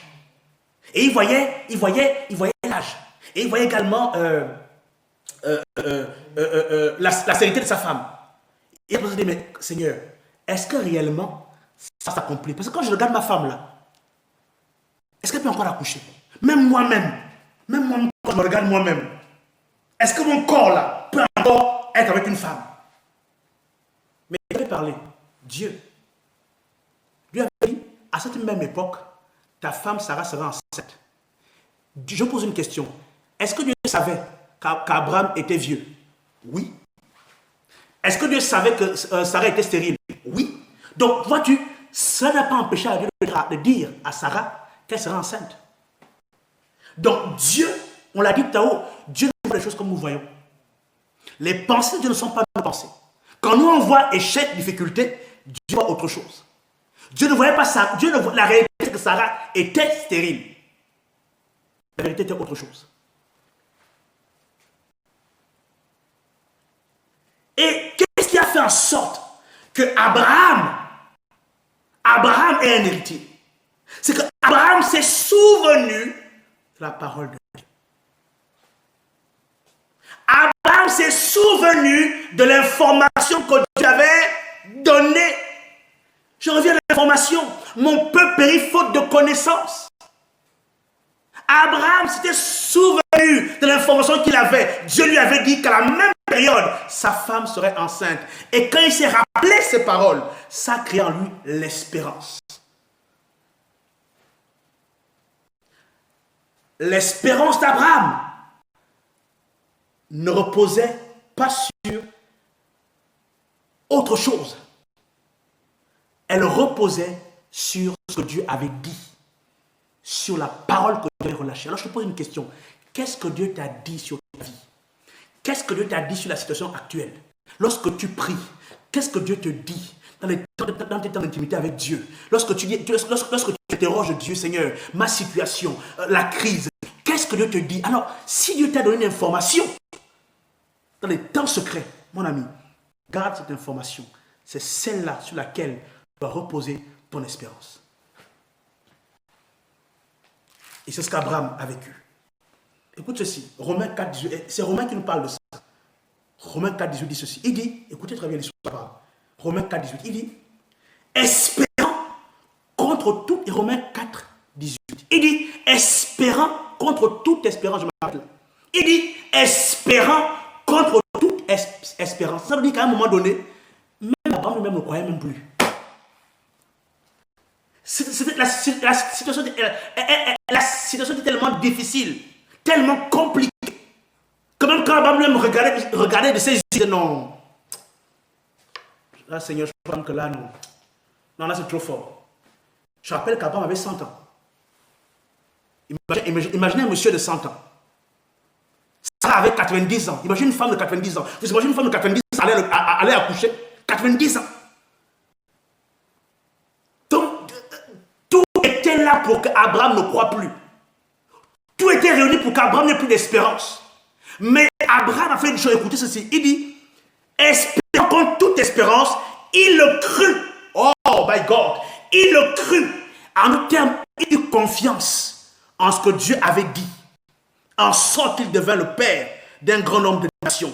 Selon qu'il avait été dit, telle sera ta postérité. Voilà la parole qu'Abraham avait reçue. Abraham avait reçu qu'il aurait une postérité. Et il a marché sur cette parole. Et ça a créé en lui l'espérance. Mon ami, la parole de Dieu est la boîte de sauvetage pour ton espérance. Église, ton espérance se trouve dans la parole de Dieu. Église, je répète, ton espérance se trouve dans la parole de Dieu. Enfant de Dieu, toi qui me regardes ce matin, peut-être que tu n'as plus d'espérance, tu ne crois plus en rien. J'aimerais te dire que l'espérance se trouve dans ce que Dieu t'a dit. Dans tes temps d'intimité. Ou même à travers sa parole. Dans Jérémie 29, versets 10 à 11, notre texte de référence, la Bible dit ceci. Mais voici ce que dit l'Éternel. Donc Dieu a dit une chose. Il dit, dès que 70 ans seront écoulés pour Babylone, je me souviendrai de vous. Et j'accomplirai à votre égard ma bonne parole, en vous ramenant dans ce lieu. Car je connais les projets que j'ai formés sur vous, dit l'Éternel, les projets de paix et de malheur, afin de vous donner un avenir et de l'espérance. Église, voici la parole que Dieu te donne ce matin. Enfant de Dieu, voici la parole que Dieu te donne ce matin. Toi qui m'écoutes ce matin, garde précieusement cette parole. Tu as un avenir et de l'espérance. Alors, c'est quoi espérer? Espérer, c'est quoi? Espérer, c'est avoir une certitude. Quand on espère quelque chose, on a des certitudes. Notre espérance n'est pas balbutiante, elle est certaine. Donc espérer, c'est avoir des certitudes. Ça va arriver. Je sais que Dieu ne peut pas mentir, qu'il est fidèle, que ce que sa bouche dit, ça m'accomplit. Donc s'il me dit que j'ai un avenir et de l'espérance, alors c'est certain pour moi. C'est ça espérer. Dans ces temps difficiles, ces temps de crise, l'espérance en toi, c'est de savoir que que tu as un avenir, que tu as de l'espérance. Espérer, c'est aussi avoir de la résilience. C'est quoi la résilience? C'est savoir s'adapter, savoir rebondir à chaque situation. Dès qu'une situation arrive, tu arrives à t'ajuster. Espérer, c'est avoir de la patience à toute épreuve. Et c'est quoi la patience? C'est l'aptitude à supporter avec constance les difficultés. La patience, c'est le fruit de l'esprit. Je sais que c'est dur, mais Seigneur, je sais que l'avenir est meilleur. Tu m'as dit ce matin que tu as l'avenir pour moi. Tu as de l'espérance. Donc même si c'est dur maintenant, je patiente. Je sais que tu es vivant. C'est ça, espérer. C'est avoir de la patience. Je sais patienter. Dieu agira. Mon Rédempteur agira. Je ne sais pas combien de temps Abraham et Sarah ont prié. La Bible ne le dit pas. Ils ont prié pendant 1 mois, 2 mois, 3 mois, 1 an. Non, on ne sait pas. Mais dirait-il qu'ils ont obtenu ce que Dieu leur avait promis. Ils ont certainement été patients. Ils ont lutté contre les difficultés. Ils ont lutté contre les moqueries du village. Même quand Sarah était enceinte, les gens ont dû se moquer d'elle. Mais tu blagues ou quoi? À 90 ans, quitte là. C'est sûr qu'au village, les gens se sont moqués d'elle. Quand elle disait, oh mais je comprends. Quand elle commençait à vomir, elle commençait à cracher. Parce que quand une femme est enceinte, elle est nausée. Donc quand Sarah a commencé à voir ça, c'est sûr qu'au village là-bas où elle était, les femmes se moquaient d'elle, les plus jeunes se moquaient d'elle. Mais quitte là, une vieille comme ça. Quand Abraham disait au corps de garde à ses amis, vous savez, je serai père. Les gens disaient, mais lui là, il est comment? Il a 100 ans, il va avoir un enfant, bien aimé. La patience. Ils ont supporté les moqueries. Ils ont supporté les railleries. Ils ont été patients. Et Dieu les a récompensés. Bien aimé, en temps de crise, Dieu cherche des hommes patients. Romains 12, 12. Réjouissez-vous en espérance. Soyez patients dans l'affliction. Persévérez dans la prière. Romains 12, 12. Réjouissez-vous en espérance. Soyez patients dans l'affliction. Persévérez dans la prière. Proverbe 10, verset 28. L'attente des justes n'est que joie. Wow. Proverbe 10, 28. L'attente des justes n'est que joie. Pas l'attente de la maison. L'attente, la patience, si vous voulez. L'attente des justes n'est que joie. Mais l'espérance des méchants périra.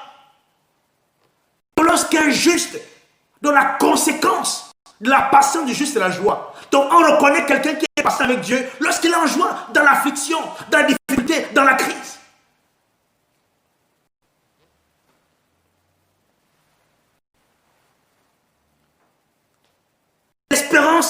Espérer, c'est aussi rester persévérant envers et contre tout. Hébreux 6, 15. Et c'est ainsi qu'Abraham, ayant persévéré, obtint l'effet de la promesse. Espérer, c'est aussi rester persévérant envers et contre tout. Hébreux 6, 15. Et c'est ainsi qu'Abraham, ayant espéré, obtint l'effet de la promesse. Wow. Donc il a c'est à cause de son espérance qu'Abraham a été le père d'une postérité. Et tu comprends donc l'espérance, la patience est importante pour toi. Pour tout enfant de Dieu, il te faut la patience. Espérer, c'est aussi développer une foi pleine de confiance. Espérer, c'est aussi développer une foi pleine de confiance. Daniel, chapitre 11, verset 32. Daniel 11, 32 dit ceci. Mais ceux du peuple qui connaîtront leur Dieu agiront avec fermeté. L'espérance, c'est aussi développer une foi pleine de confiance. Daniel 11, verset 32. Mais ceux du peuple qui connaîtront leur Dieu agiront avec fermeté. Donc quand tu connais Dieu, quand tu sais qui est Dieu, quand tu sais ce que Dieu est capable de faire, quand tu connais la toute-puissance de Dieu, alors lorsque tu agis avec confiance, avec fermeté, sans douter. Pourquoi? Parce que tu connais ton Dieu. La vraie question, c'est la vraie question que j'aimerais te poser ce matin, c'est qu'est-ce que tu connais Dieu? connaît Dieu. Il y a un auteur américain qu'on appelait Orison Swett Marden qui a dit ceci. Un auteur américain. J'ai trouvé cette citation très intéressante. Je me suis permis de vous la donner. C'est un auteur américain, il s'appelle Orison Swett Marden. Orison, O-R-I-S-O-N, Swett, W-E-D-T, Marden, M-A-R-D-N, qui dit ceci. Celui qui a de l'espoir voit le succès. Je répète. Celui qui a de l'espoir voit le succès, ou d'autres voient l'échec. Le soleil, ou d'autres voient les ténèbres et la tempête. Je répète. Orison Swett Marden dit ceci. Celui qui a de l'espoir voit le succès, ou d'autres voient l'échec. Le soleil, ou d'autres voient les ténèbres et la tempête. Quelqu'un qui a de l'espoir, bien aimé, voit le succès. Voilà pourquoi j'aimerais te dire ce matin, Église, qu'il y a de l'espoir, il y a de l'espérance. Il y a de l'espérance. Il y a de l'espérance pour toi. Et comme j'ai donné la citation d'un auteur américain, Dieu m'a inspiré une citation aussi. Dieu m'a inspiré une citation, je vais te la lire. Notre espérance, ça c'est Dixit moi-même, hein? Dixit Pasteur Arcelin. Notre espérance est solide quand nous ne faisons pas abstraction des circonstances présentes, mais que nous les affrontons en réalisant que le Seigneur est avec nous. Je répète. Ça c'est Dixit moi-même. Notre espérance est solide quand nous ne faisons pas abstraction des circonstances présentes, mais que nous les affrontons en réalisant que le Seigneur est avec nous. C'est-à-dire qu'on ne renie pas que les choses sont là. On ne fait pas un déni. On ne dit pas non, ce n'est pas là. Non, c'est réel. Ces choses sont là. Mais on les affronte en sachant que Dieu est avec nous. Et c'est ça, l'espérance. Savoir que Dieu est avec nous. Dans les temps difficiles, la souffrance, le trouble, l'incertitude, les épreuves, la solitude, la solution, bien aimé, c'est la présence de Dieu.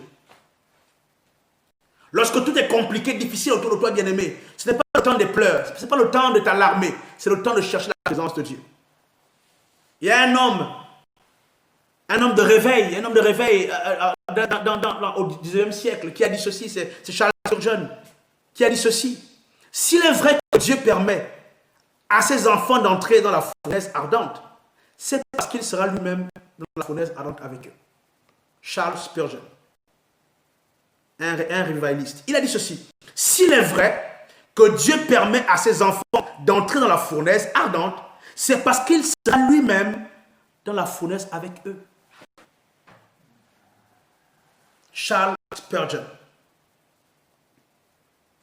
Mon message de fin, bien-aimé, j'aimerais vous dire, après tout ce que j'ai dit, Église du Seigneur, Église, enfant de Dieu, le Seigneur a pour toi des projets de paix, non de malheur, afin de te donner un avenir et de l'espérance.